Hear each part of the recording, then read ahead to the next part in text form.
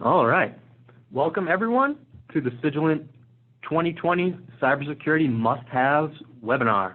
My name is Joe Murphy, Marketing Manager at Cygilant. I want to take a moment just to thank everyone for taking time out of their day to attend our webinar. We think that you're going to find the information very, very insightful. We're going to provide you some use cases and some technical guidance. I'm joined today by Kevin Lant, VP Product Management at Cygilant, and Dr. Ben Harrison.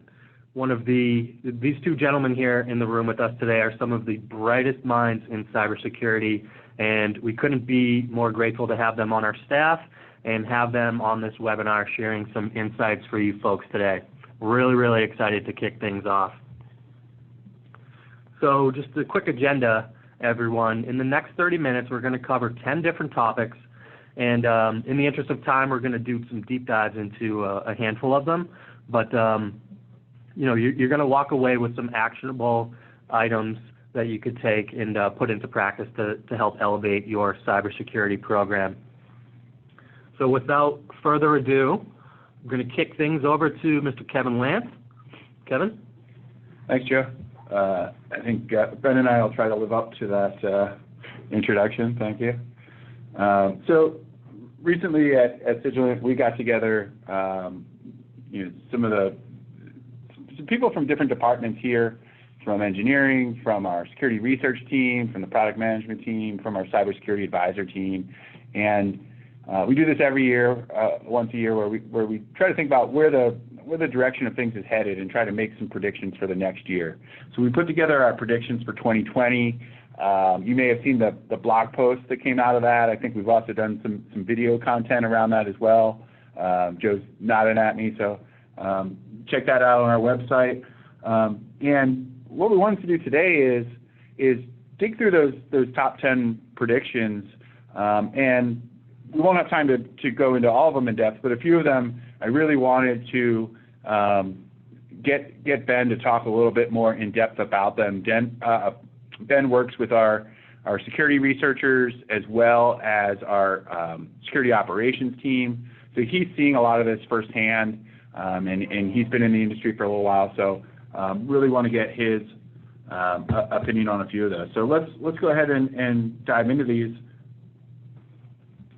Like I said, we won't go in depth into all of them, and if you want to keep the conversation going about any of these topics, feel free to hit us up on social media, LinkedIn, Twitter. We're happy to talk more and get your thoughts on it as well. Our first one that we wanted to highlight was the shortage of cybersecurity professionals. So we've got a little stat here. The U.S. Department of Commerce estimates that there's currently 350,000 unfilled cybersecurity jobs just in the U.S. And the people that we've been talking to think that that's only going to get worse because the supply of new professionals that we're creating in universities and through training programs is not keeping up with the demand for talent that's out there. So, there's a couple ways to look at that. If you're already in the industry, like many of you are, that's pretty great for you in terms of job demand, job security. But it's pretty tough for those of you that are trying to grow a team and retain those people long term because there's so much competition out there for talent. And we're hearing that when we're talking to some of our customers and our prospects. Just last week, we were talking to a customer. They had a team of 3 IT security people on staff, and 2 of them just up and left the company in rapid succession, leaving this last individual to kind of fend for themselves. And, it's just that can create a sense of being a little bit overwhelmed. And so, he was out there looking for a managed service to help out, which makes a lot of sense. But, there's different ways to try to deal with this, whether it's through technology, automation, additional services. But the fact is that this is only going to get bigger in 2020. The second trend that we highlighted was just the volume of vendor noise that's out there. And that's nothing new, but we think it's going to get even louder in 2020. Each time there's a new threat vector or some kind of advance in computing, let's say like containers or methodologies like DevSecOps, Whenever something new comes out, the product vendors are out there rushing to offer new point solutions, or maybe just take their old product and reposition it with new branding and buzzwords, and we see that all the time. So I wanted to throw this one over to Ben. Ben, should people be kind of chasing after these new products, or are there different approaches you should take to decide whether you need something new? Well, luckily I can say I've never had to chase vendors because they're very, very good at chasing me. But what I would say is that the only thing that can really inform decisions on this is understanding your own environment. That's every area and every attack surface within your environment, and thus you can identify which vendors are actually going to be of value to you. I mean, there's something like 1,000, 2,000 security vendors in the US right now, and there's no way any person can wade through that unless they focus their search. So at a high level, to understand this, it's really, really important to perform your risk assessments regularly, at least annually, if not more often than that, and make sure you're keeping up with your own changing environment. Now, it doesn't necessarily mean you need to go and buy a bunch of new stuff every year. I mean, most of the best practices in security, they are applicable whether your infrastructure is virtualized, mobile, cloud, or data center. So it doesn't really matter. The most important thing is understand what you have, understand your exposures, and stay vigilant by continually reassessing those against the new target products in the market. So that's the best advice I can offer. Yeah, and it kind of reminds me of someone I talked to not that long ago that had just come back from one of the big conferences. I forget whether it might have been Black Hat, but they came back and said they had over 120 business cards that they had picked up in the expo, and kind of had no clue where to start. So I totally agree with you, Ben. I think just doing a risk assessment annually at minimum, just to see, are these trends affecting you? Are there new risks that you didn't have the year before? And then deciding whether to kind of chase after some of these products. The next one we wanted to highlight is getting obviously a lot of attention in the industry, and it's machine learning, it's AI, and they're getting a lot of buzz in cybersecurity, and that's definitely one I want to kind of get your take on, Ben. What are your thoughts here? Is this is it useful technology yet, or are we still trying to figure out what to do with it? Well, the minute there's any new technology, someone's always trying to sell it. That's just life. And you are right. I mean, they've been getting an awful lot of buzz, and that's a good thing because it means they're getting the funding which goes along with it. Now, the way I look at these technologies is that they will become a major part of dealing with the cybersecurity landscape. But primarily, these technologies are data analysis technologies. So they're going to help us with the massive increase in scale and complexity of our attack surfaces and of the systems we're protecting. But to take a step back and be pragmatic, I didn't want to spend 10, 15 minutes doing a deep dive on methodology, but just look at a high level why some of these things haven't quite made it to the forefront yet. And the reasons are pretty simple. A major challenge with any machine learning system is effectively training it for the environments that they're actually deployed in, because all environments are different. This isn't so much a security problem as it is a data science problem. It's absolutely critical that the security data which an environment generates is understood, curated, and managed before you feed it in to a machine learning based system, or the output will be meaningless. I've seen a number of systems which have been trained using expert data, and they're purporting to be excellent at detecting SQLI breaches or any other kind of breach, but the minute you change the environment even slightly, they fail. And that's a serious problem with the systems. They are a tool, certainly, but they're a focusing lens. So that follows on to another challenge, which is that at depth, I mean, machine learning based security systems are very, very rarely able to explain why they classify something as a threat or an attack. So usually you'll just get a potential event that you should look at with a percentage confidence and no more information. And in this context, it's down to the security analyst to look deeper and perform the investigation. So again, it's a tool, it's not a replacement. Looking at this system as it's been implemented in some arenas, really it's impossible unless you want to spend 20 or 30 hours with a neural networks expert and a data scientist to even work out why your system has flagged certain things as risky. There's simple stuff like behavioral analysis and anomaly detection, you can keep that pretty light, and you can just say, well, it's pretty obvious to me why this has called out this particular login, because it's so outside of the bounds that it's obviously an anomaly, and that's an easy case. But in a case where you're dealing with hundreds of thousands of events a day, and your machine learning system says these two are bad, but it's impossible to determine why. As an analyst, when you look at it, you can't actually understand the decision. So it always requires that second level. So the important thing to sum up is that, look, generally with machine learning and AI, there's no magic bullets here. None of them are going to solve security, despite what marketing says. There's certainly a lot of tools based on these, which are out there right now. Some are in use, some are making their way there, but they won't replace the other controls. There's no way a machine learning algorithm will ever be put in a production environment to start disabling access via firewalls, because it will result in loss of business, loss of production. But what they will do is they effectively act like a focusing lens or a searchlight for security professionals to filter through a huge volume of background noise more effectively, and then to find the relevant nuggets of gold within that as their landscape increases. And I think we'll talk a little bit more about the increasing landscape, but that's the place AI and machine learning has to play right now in the foreseeable future. And I'm looking forward to it, given the vast increase in event volumes we're seeing. Yeah, makes sense. Yeah. Number 4 here is about visualization and also visibility. I think those are somewhat related but different concepts, and two that we're definitely seeing more of in 2020. So I think most people here on the call have probably had to come up with a network diagram or maintain a network diagram and keep it on file in case the auditors come around.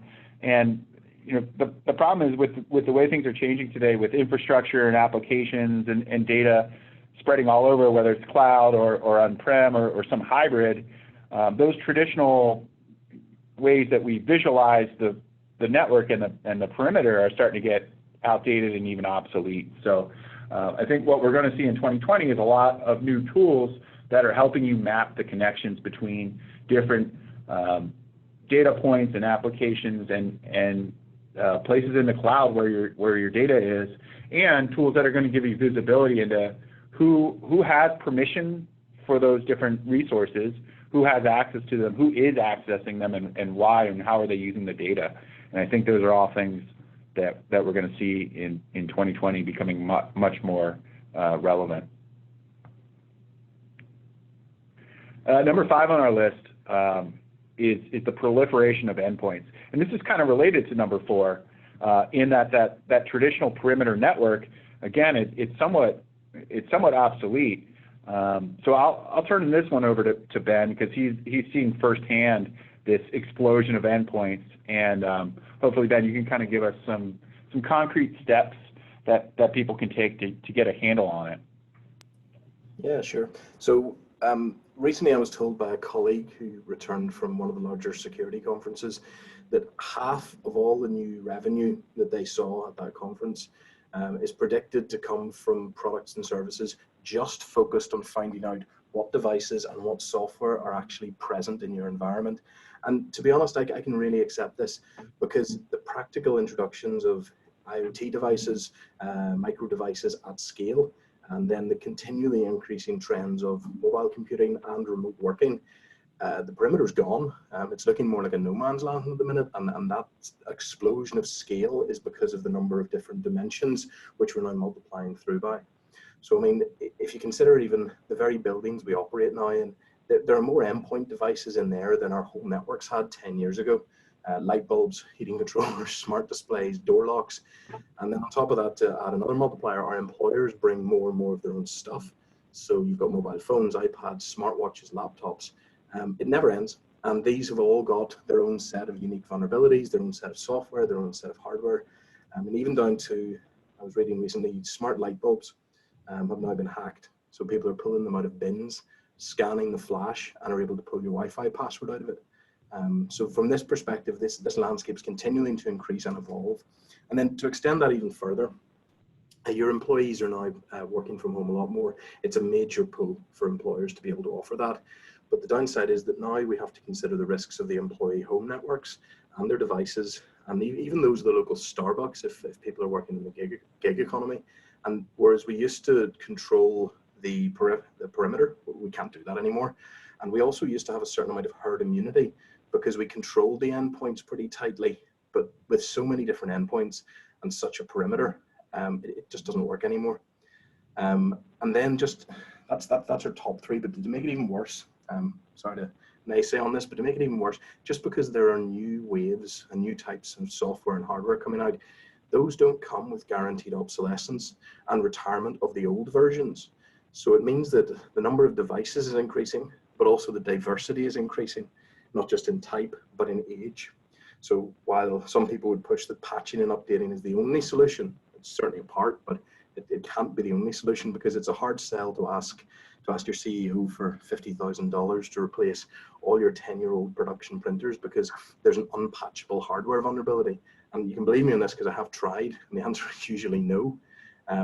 So really, we need to consider that the security controls have their place, and we can't just rely on a single layer. It has to be a layered security model. Defense in depth is absolute key. And one thing just to watch out for as well is that those older legacy devices, some controls, although in theory they should function properly, firewalling, restricting access, we do need to be really cautious for downgraded security. It's one of the key vulnerability vectors we have at the minute, which is where older devices won't function with newer security technologies, and as a result they just get downgraded. So all of this going together means that we have a endlessly proliferating number of endpoints in a changing and hard to secure environment. And it's more and more important that we follow all of our security controls from start to end, not just rely on firewalls or perimeter defenses anymore. Yeah, that's interesting. It's almost like the more things change, the more they stay the same. So defense in depth is really still more relevant than ever. And it's obviously not a new concept, but something to emphasize. Yeah, it's definitely something that it tickles me a bit, because anytime I'm reading about new services or new products, an awful lot of the time I pick up the original Unix specification and go, oh yeah, well, we did this 40 years ago. Why is this still a problem? But I suppose that reinforces the importance of activities such as this. Keep looking at your risk. Keep looking and make sure that you've got the latest controls in place. So hopefully that provides some useful context. Yeah, thank you, Ben. Number 6 on our list here is the regulation floodgates are opening. And if you're the type of person that likes to read these sort of year-end prediction lists, then you've obviously seen this one before, because it's come up year after year. We're always anticipating that regulations are going to start coming up, but it really looks like 2020 is the year that it actually gains momentum. And a lot of that's being driven by GDPR and the EU. That sort of set off a wave of different privacy regulations around the world. But here in the U.S., that includes California's CCPA, which just went into effect last month in January. And I was looking at the site for the National Conference of State Legislatures, which is a nonpartisan group that tracks new legislation in all the U.S. states. And what they said was, quote, there's been a significant increase in bill introductions addressing various aspects of data privacy compared to previous years. So that's just kind of validation that we really are seeing more and more concern about data privacy and regulations that are actually going to do something about it. So what does that mean for us in the cybersecurity industry? Well, it's not just enough to have data's on a database or it's on a disk and make sure it's encrypted. Now we've got to kind of go beyond that and work with the data owners within our organization to really understand what's in that data set, why are we storing it, do we have a business reason, do we have permission to store it? Those are all things that these regulations are asking you to keep track of. So you've really got to understand what the data is, and you've got to understand what rights the data subjects have, and you need to prepare, because a lot of times they can ask you what data you have stored about them, they can request access to it, or they can request you to delete it. And so it's going beyond just protecting the data and actually having plans for all those things.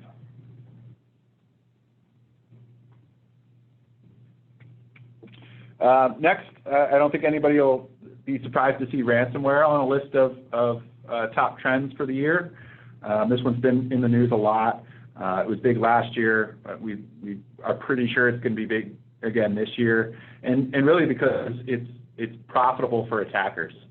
So anything that's profitable, people are going to keep doing. That's just the way capitalism works. So Ben, what are some steps that organizations should be taking, thinking about in terms of ransomware? Is it just easier to pay the ransom? We've heard of companies or government agencies doing that just so they don't have to deal with it. How do we approach this? Okay, so if I can take a step back firstly, before talking about what to do about it, just you mentioned about this being a business and this growing. That absolutely is the core trend here. That's the risk. That's the thing to look for. And I have a couple of anecdotes on that. So the first one is just to consider that ransomware as a family of malware is growing again. It had started to decrease. It had started to sort of recede in favor of bit miners, which were becoming the flavor of the year. But now ransomware is back up there. And the reason is interesting because if you look at the price of Bitcoin or other cryptocurrencies, it's dropping. And so it's got to the point now where ransomware is more valuable. And that's why we're seeing, so yes, it was big last year. It's never gone away, but it certainly had been taking a back seat to the likes of bit miners, but it's now back there with a vengeance, and it is growing again. So you can almost look at the criminal currencies which drive these and then try and sort of predict these threats. So that's the first. The second anecdote is, again, just to try and put something to the mindset of the people behind these attacks. A couple of years ago, there were some major struts vulnerabilities which were released. And during that live, we were watching boxes get compromised, bit miners being installed. And we found a couple of different bits of interesting behavior there. And the most interesting thing I found was that we actually watched a couple of different groups, different cyber criminal groups, repeatedly hacking the same boxes and installing their bit miners and then moving on. But then they would come back every so often just to check and find that another group had actually removed their bit miner and put theirs on instead. And that was interesting because eventually it turned into almost a war between different groups as they compromised boxes and then repatched with their own malware. And then eventually one group just decided they'd had enough. So they actually compromised, dropped their bit miner, and then they patched the vulnerability. So they actually patched the customer servers so that no other group could come in and use that vulnerability to try and start mining.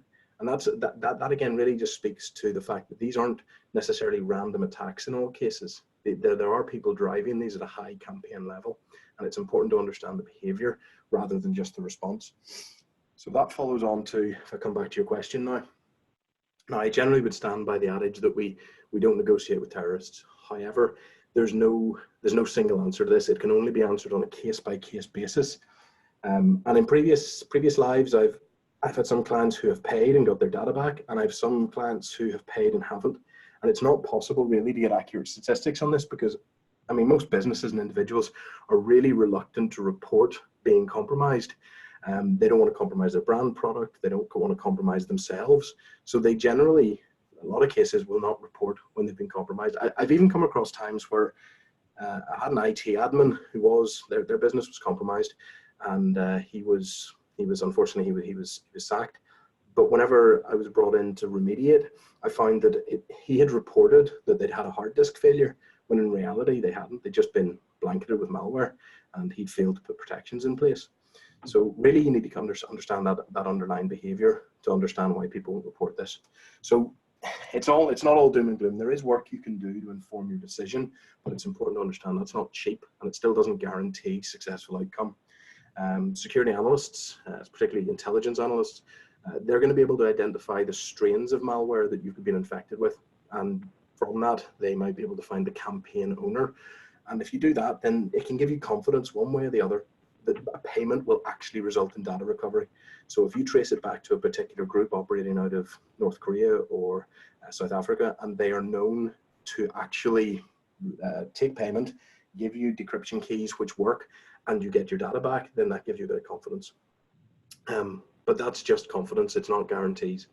Another thing you can do is you can have reverse engineers who may be able to dissect the malware, really bring it back to code, and then possibly, depending on the type of malware, they might be able to extract passkeys from it or find workarounds And something here to remember is that the people writing malware, this is a business, and the concept of minimum viable product is really important. And it's down to who gets minimum viable product out first. Because if you get out there first, then you make more money. If you get out there second, then particularly in the cases where people are closing back doors behind them, you lose.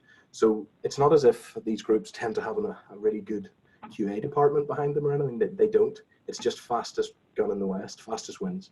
And so it's interesting to look at this. I mean, using these types of techniques, again, in a previous life, reverse engineers were able to identify that with the recent Petya malware, which was a year or two ago, which really hit the UK's National Health Service, there was actually a flaw in the malware. It didn't work properly.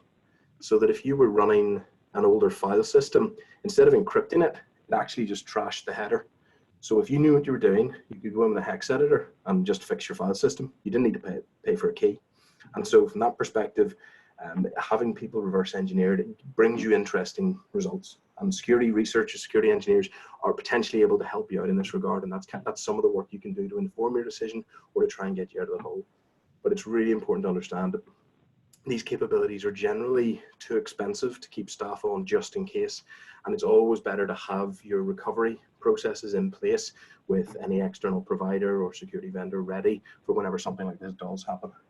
Now finally on malware, the other thing I would like to say, and this is regardless of how you choose, you need to understand and accept that, well, to be clear, I'm not trying to kick anyone when they're down, but if it gets to the point where you're making a decision in a boardroom whether you pay or don't pay for ransomware, in every single case, that means that your organization has had a succession of systematic failures in your security controls before you reach this point, usually a long time.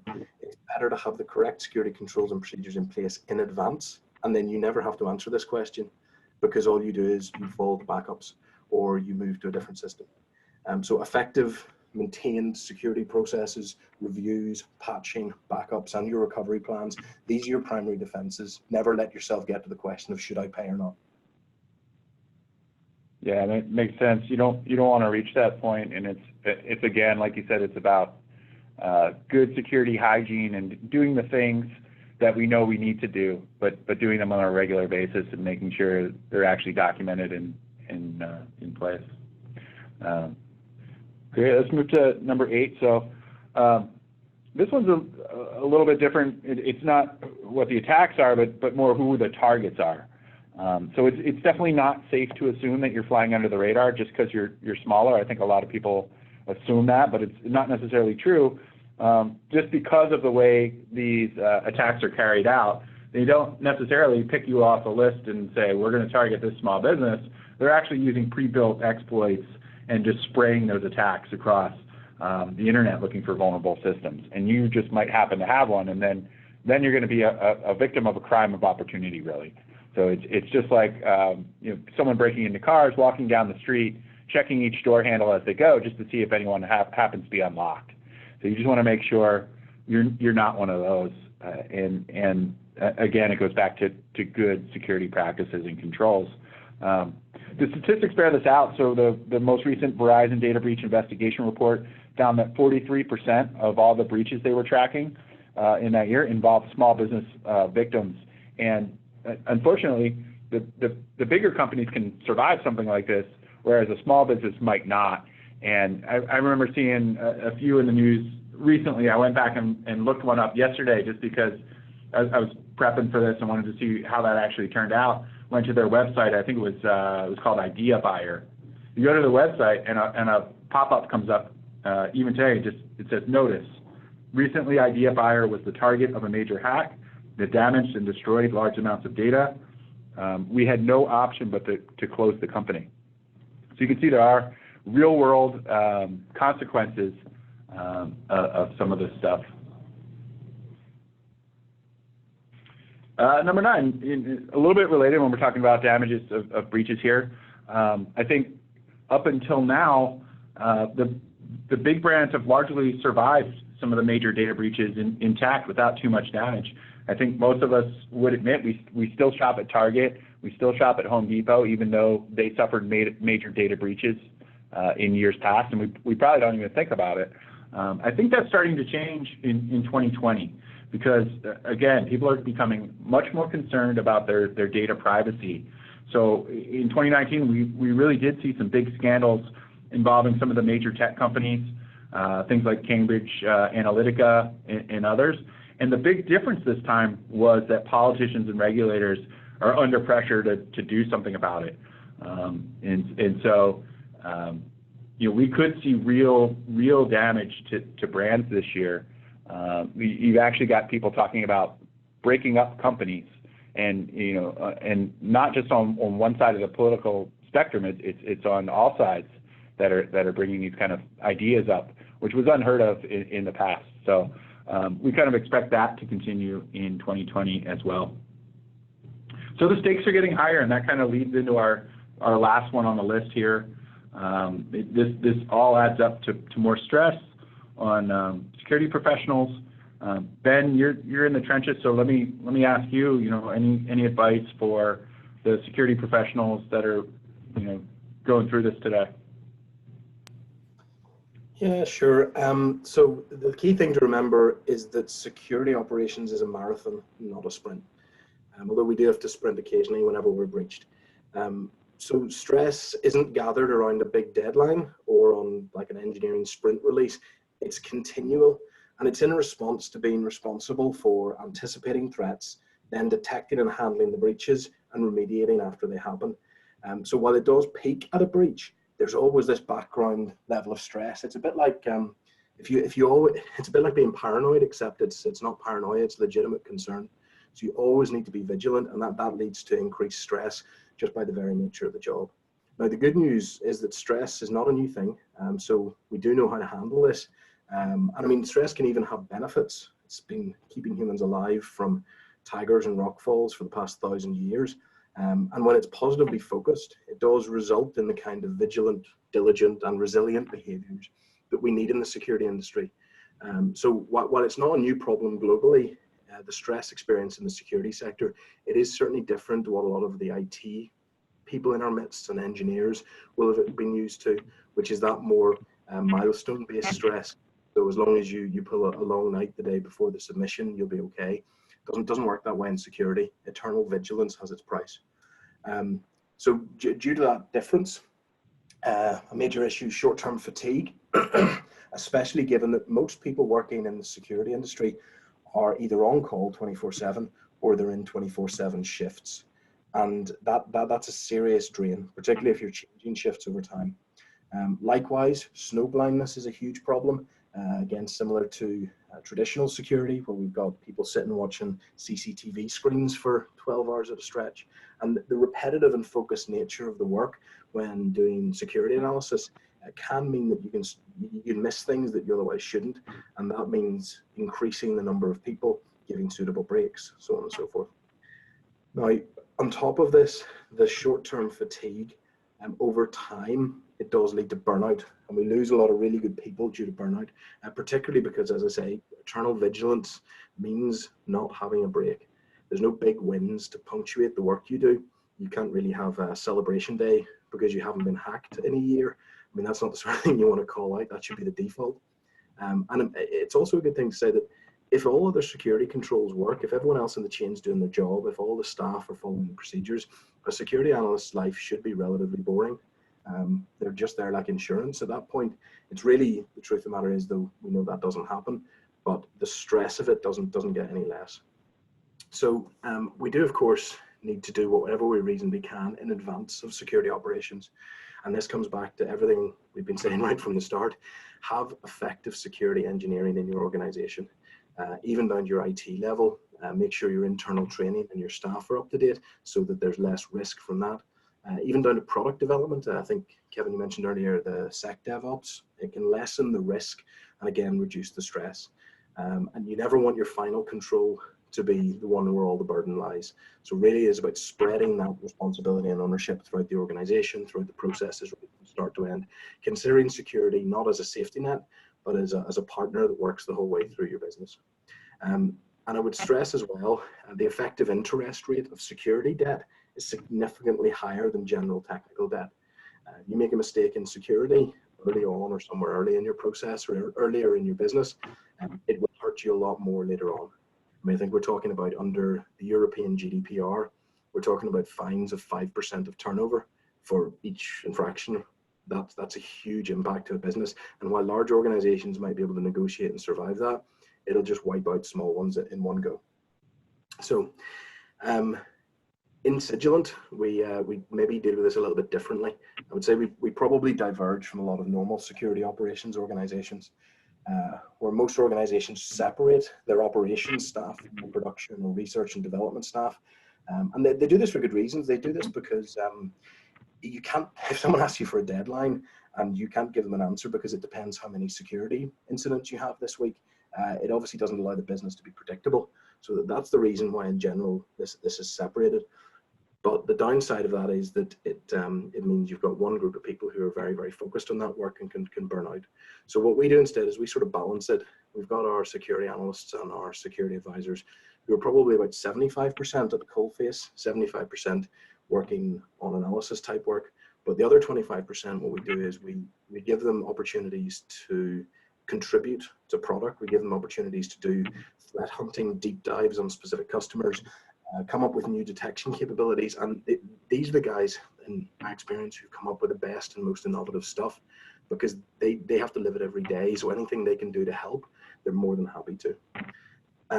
And then finally, one critical flaw I see in a lot of technical environments, and especially in security operations, is the lack of willingness of people to take advantage of the support which is available in an organization against stress.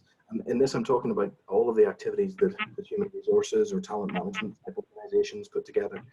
Now, this is likely because a lot of technical professionals, they tend to be a little bit introverted, and more so within the security space. But if your HR and your support departments work to that demographic whenever they're designing their wellness and support policies, it can really help to lift the burden as well, catch anybody who's maybe getting a bit too stressed, and help them get what they need to back off a little bit. So generally speaking, there's no magic bullet here, but stress isn't a new problem. Make sure to take plenty of breaks, make sure to have an answer to the monotony of the work, the repetitiveness of the work, and make sure to have a good partnership with your HR and security departments to try and drive things into the day-to-day practices to help people out when they need it. So hopefully that answers the question. Yeah, and I thought it was interesting that you mentioned kind of balancing the work, because we see that on the software development world as well with our DevOps teams, where they're also responding to alerts and in a reactionary mode, and we try to mix that up and give them some projects and time away from that alert screen to work on things like automating builds and things that are, you know, maybe a little more interesting and require a little bit more creativity so that they don't get burned out. And I think that sounds pretty similar to what you're trying to do in the SOC as well. Great. All right. So I'll try to keep this part of it short, because I know we do have some clients on today who already work with us that know this stuff. But if you're new to Cygilant, I encourage you to take a look at our managed service offerings and see if we can help. That includes security monitoring with Alien Vault, vulnerability management, patch management, and it's all coupled with our 24/7 security operations teams. So we know that you have a lot of options out there when you're looking for managed security services. There's a lot of startups entering the space. As we mentioned earlier, there's 3,000 security products to choose from. But you know, we think a lot of these products unfortunately can be unmanageable. They can be a bit expensive and maybe not really fit what you're trying to accomplish with your security program. So we invite you to take a look at us. We've been in business for 20 years, and we're very proud of that. We've built the business around the level of service, and we treat the relationship with our clients as a partnership.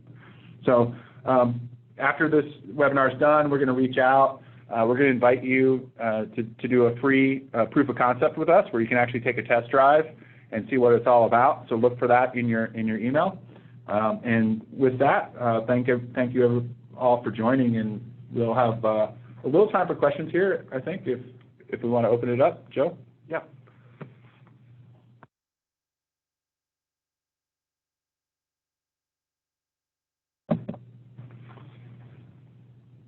anybody has questions, you can use the Q&A box. Feel free to ask me about Cygilant, or if you want to pick Ben's brain on any of the security trends we're seeing in the SOC or anything related, feel free to just use the Q&A there in the webinar.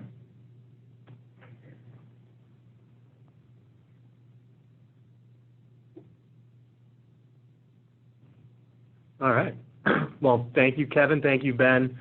This was an excellent webinar. I hope all of our attendees are able to walk away with some insightful information. Just to reiterate on what Kevin said, keep a lookout for an email from the Cygilant team with a complimentary offer to test drive the Cygilant services. We look forward to talking to you guys further. If you have any questions, you can reach out to me directly. My email is jmurphy@cygilant.com. And we'll let you guys get back to your busy days, but thank you very much from everyone here at Cygilant. We look forward to hearing from you guys. Yeah, Joe, one question that came up here is, will you be sending a copy of the slides? Yes. Copy of slides will be accompanied by the test drive email. And the recording as well, right? Yep, the recording will be automatically sent by Zoom to everyone that registered and attended. So thanks everybody so much. Enjoy the rest of your day. We really appreciate you joining us today. Thank you. Thanks. Thanks, Ben.